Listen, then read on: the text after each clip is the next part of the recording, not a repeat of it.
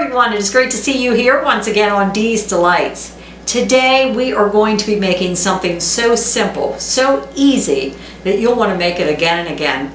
Today is no bake butterscotch pie. It could also be a coconut cream pie, a chocolate pie, whatever you want it to be. But today we will be using butterscotch instant pudding. I made it before with coconut cream, absolutely delicious. So what you're going to need for this recipe is 1 2/3 cup of graham cracker crumbs. You're going to need 1/4 cup sugar, 6 tablespoons of melted butter, 2 3.4 ounce boxes of instant butterscotch pudding. Make sure it is instant. 2 cups of cold milk, 8 to 12 ounces of Cool Whip. The recipe actually calls for 12, but I'm just using an 8-ounce tub. To me, the last time I used it, that was sufficient. Also, these are optional, butterscotch sundae topping. What I'm going to be doing is melting some butterscotch chips, Toll House. I'm going to be melting them with a little bit of shortening. That helps them melt to make it so that I can drizzle on top. And also if you want to use 1/4 cup of crushed pecans, however you say it. So let's get started. In a medium bowl, mix together the graham crackers, sugar, and butter until well combined.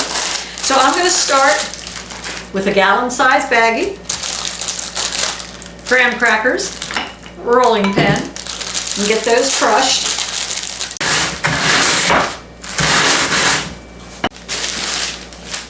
So you'll need, if you want 2 cups, you'll need 1 sleeve plus 3 crackers.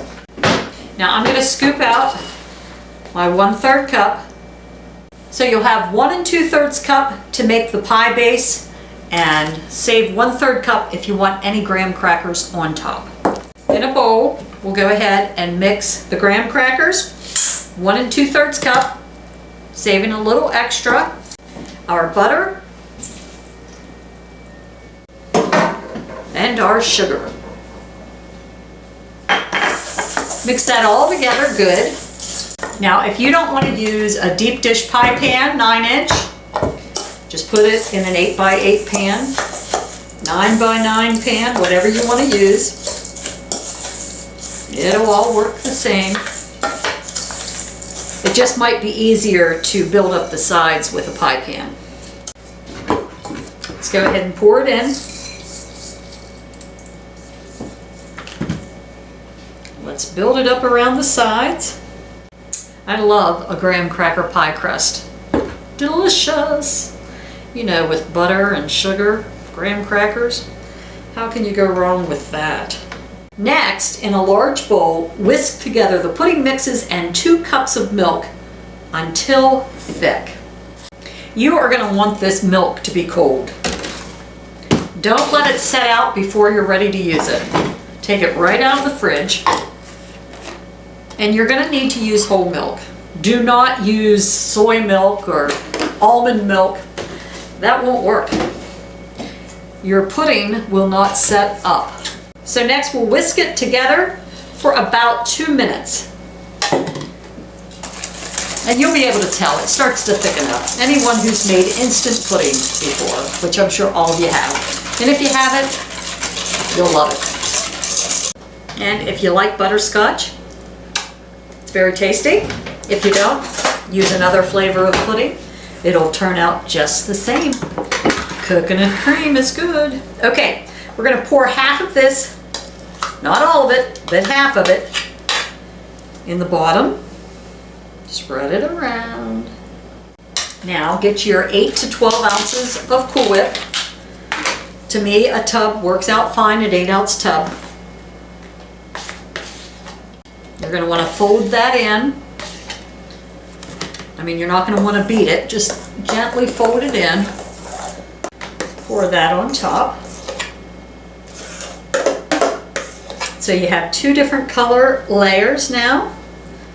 Dark one on the bottom, a lighter color on top. That's good. The Cool Whip gives it just a little bit lighter flavor. You have a hint of butterscotch. Good.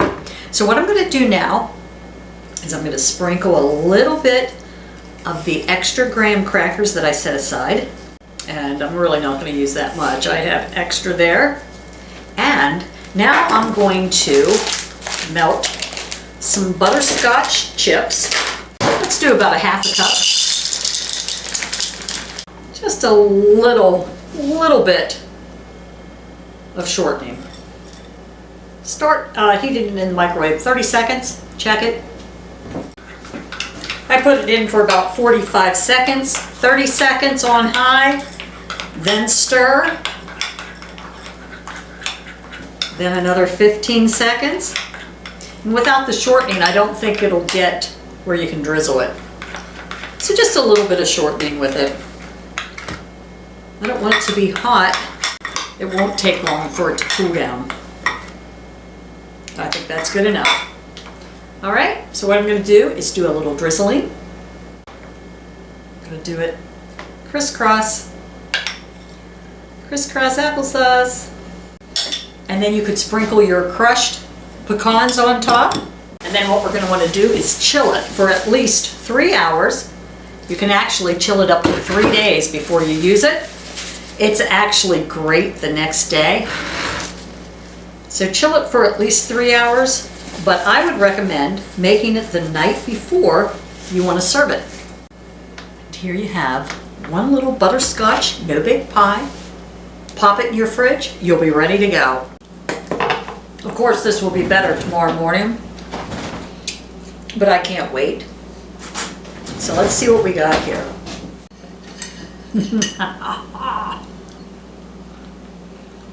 This is really good, folks, really good. So simple, but yet so good. Doug liked it, but I made him coconut cream the other day and he preferred that over the butterscotch. To me, they're both fantastic. Tell you what, I think I might actually prefer the butterscotch over the coconut cream.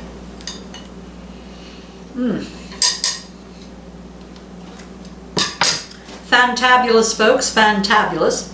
So I hope you enjoy your butterscotch pie. I think you'll love it. And you're going to be in and out of the kitchen in a few moments. The hardest part is going to be waiting until it's chilled. So I thank you for joining me here on Dee's Delights. I hope you all have a fabulous week, and I'll see you soon.